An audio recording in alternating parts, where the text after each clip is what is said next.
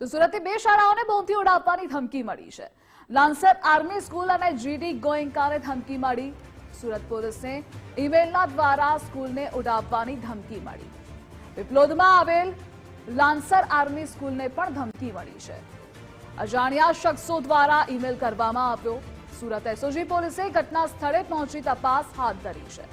બાળકોને શાળામાંથી રજા પણ આપી દેવાઈ।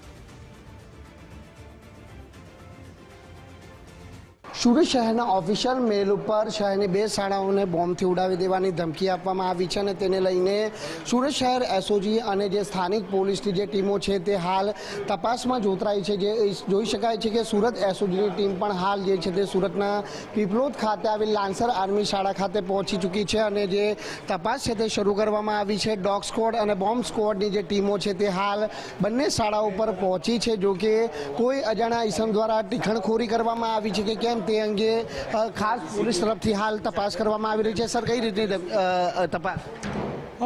અત્યારે જીડી ગોયંકા અને લાન્સર આર્મી સ્કૂલની બેને અમને કંટ્રોલ દ્વારા માહિતી મળતા તાત્કાલિક બંને સ્થળે તમામ સ્થાનિક પોલીસ અધિકારીઓ તથા એસઓજીની ટીમ તમામ પહોંચી ગયા છે। શાંતિથી બાળકોને કોઈ ભગદોડ ના થાય ને એ રીતે એનું ઇવેક્યુએશન ચાલુ છે। અત્યારે પ્રાયોરિટી એ છે કે શાંતિથી એના જે સ્કૂલના બિલ્ડિંગ છે ખાલી થઈ જાય અને અમારી બીડીએસની ટીમોનું ચેકિંગ ચાલુ થઈ ગયું છે અને ત્યારબાદ આખું સંપૂર્ણ ચેકિંગને બાદ આપણે જાણ કરવામાં આવશે।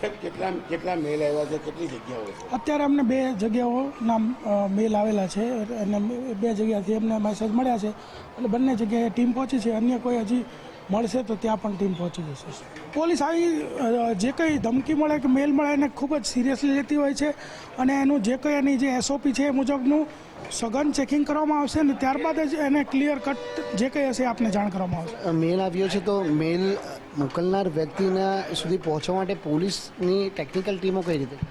અત્યારે મેલ જ્યાંથી આવ્યો છે મેલની તપાસ જે છે જાણવા જોગ દાખલ કરીને ચાલુ કરી દેવામાં આવી છે અને જેવું ક્યાંથી આવે શું છે તરત જ જાણ કરવામાં આવશે। બિલકુલ, આ હતા સુરત ડીસીપી રાજદીપસિંહ નકુમ કે જેમનું કહેવું છે કે હાલ મેલ જ્યાંથી આવ્યો છે તેની પણ ખાસ જે છે તે તપાસ કરવામાં આવશે, પરંતુ હાલ જે શાળા પરિસરો છે તે સંપૂર્ણ ખાલી કરાવવામાં આવી રહ્યું છે અને પોલીસની જે ડોગ સ્ક્વોડ અને બોમ્બ સ્ક્વોડની જે ટીમો છે તેમના દ્વારા સઘન તપાસ છે તે કરવામાં આવી રહી છે।